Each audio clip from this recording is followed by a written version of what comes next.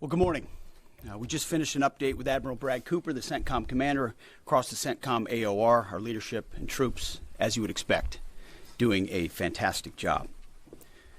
2 days ago, under the direction and direct orders of President Donald J. Trump, the Department of War launched Operation Epic Fury, the most lethal, most complex, and most precise aerial operation in history. For 47 long years, the expansionist and Islamist regime in Tehran has waged a savage, one-sided war against America. They didn't always declare it openly, except for their constant chants of death to America. They did it through the blood of our people. Car bombs in Beirut, rocket attacks on our ships, murders at our embassies, roadside bombs in Iraq and Afghanistan, funded and armed by Iranian Quds Force and IRGC killers. My generation of veterans carry the names of brothers who never came home. Brothers butchered by Iranian-backed roadside bombs and well-armed militias, thousands of our own. We didn't start this war, but under President Trump, we are finishing it. Their war on Americans has become our retribution against their Ayatollah and his death cult. It took the 47th president, a fighter who always puts America first, to finally draw the line after 47 years of Iranian belligerence.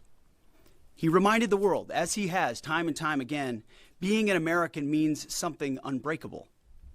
If you kill Americans, if you threaten Americans anywhere on earth, we will hunt you down without apology and without hesitation, and we will kill you. President Trump has also been very consistent. Crazy regimes like Iran, hell-bent on prophetic Islamist delusions, cannot have nuclear weapons. It's common sense. Many have said it, but it takes guts to actually enforce it, and our president has guts. Iran's stubborn and self-evident nuclear pursuits, their targeting of global shipping lanes, and their swelling arsenal of ballistic missiles and killer drones are no longer tolerable risks. Iran was building powerful missiles and drones to create a conventional shield for their nuclear blackmail ambitions. Let me say that again. A conventional shield for their nuclear blackmail ambitions. Our bases, our people, our allies, all in their crosshairs.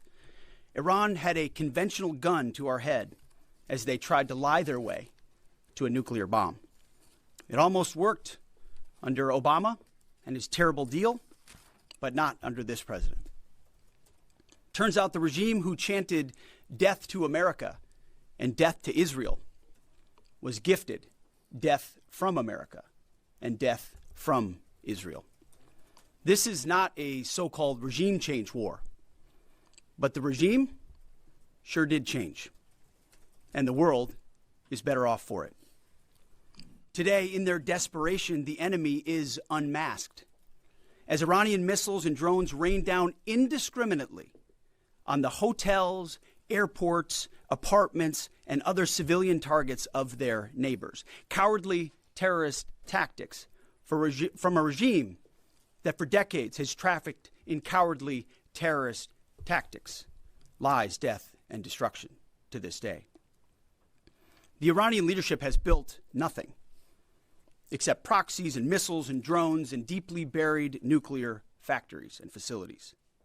Peaceful nuclear ambitions do not need to be buried underneath mountains. Last June, Operation Midnight Hammer obliterated their nuclear program to rubble. Afterward, we told them plainly, that's it, now make a deal. They arrogantly refused. We said, rebuild it, and we'll stop you again, this time far worse. Well, President Trump, Secretary Rubio, Steve Witkoff, Jared Kushner, they bent over backwards for real diplomacy, offering pathway after pathway to peace. I watched it. I was there. They tried over and over and over again earnest attempts at peace. The former regime had every chance to make a peaceful and sensible deal. But Tehran was not negotiating. They were stalling, buying time to reload their missile stockpiles and restart their nuclear ambitions. Their goal, hold us hostage threatening to strike our forces. Well, President Trump doesn't play those games.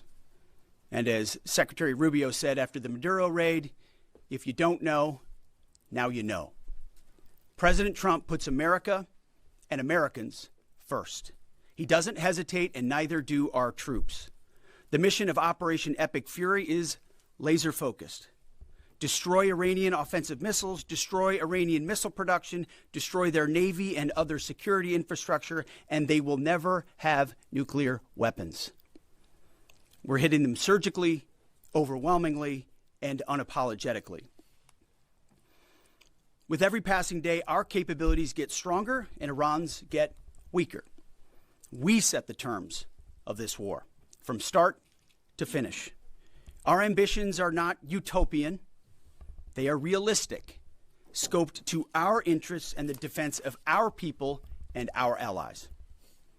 Speaking of people, we hope the Iranian people take advantage of this incredible opportunity. President Trump has been clear, now is your time. To Iranian security forces, choose wisely. President Trump has also been clear about your fate in either direction. To the media outlets and political left screaming endless wars, stop. This is not Iraq. This is not endless. I was there for both. Our generation knows better, and so does this president. He called the last 20 years of nation-building wars dumb, and he's right. This is the opposite. This operation is a clear, devastating, decisive mission. Destroy the missile threat, destroy the Navy, no nukes. Israel has clear missions as well, for which we are grateful. Capable partners, as we've said since the beginning, capable partners are good partners.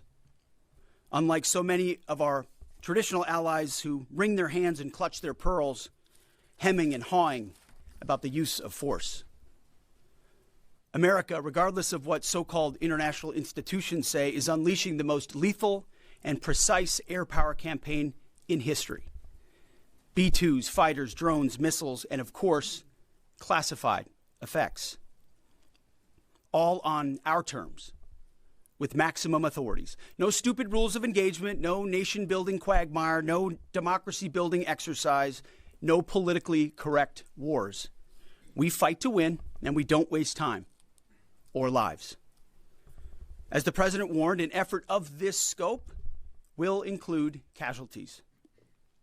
War is hell, and always will be. A grateful nation honors the 4 Americans we have lost thus far and those injured. The absolute best of America.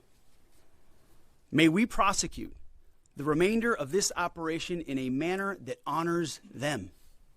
No apologies, no hesitation, epic fury for them and the thousands of Americans before them, taken too soon by Iranian radicals.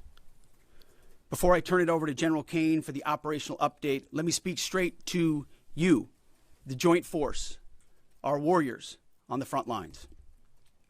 This is your moment. This is the generational turning point America has waited for since 1979, and since the rudderless wars of hubris, my generation, our generation, endured. Don't listen to the noise. Just stay focused. Our commander-in-chief is steady at the wheel. We face a determined enemy, but you are better. But we must prove it every single day. History doesn't care if we're tired, if we're scared, or if the fight feels big. It demands warriors who rise anyway. Peace through strength, the warrior ethos, lethality, unity of purpose, those are not slogans. They're the beating heart of what it means to wear the uniform, that uniform. You think clearly under fire, you act decisively in chaos, you uphold the Constitution, and you uphold our country without hesitation. We are not defenders anymore. We are warriors, trained to kill the enemy and break their will. History is watching. Be the force you swore an oath to be, focused, disciplined, lethal, and unbreakable. We will finish this on America First conditions of President Trump's choosing. Nobody else's, as it should be. And know this above all, President Trump and I have your back, always.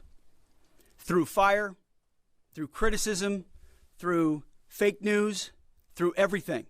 We unleash you because you are the best, most powerful, most lethal fighting force the world has ever seen. May Almighty God watch over you, and his providential arms of protection extend over you. Godspeed, warriors, and keep going.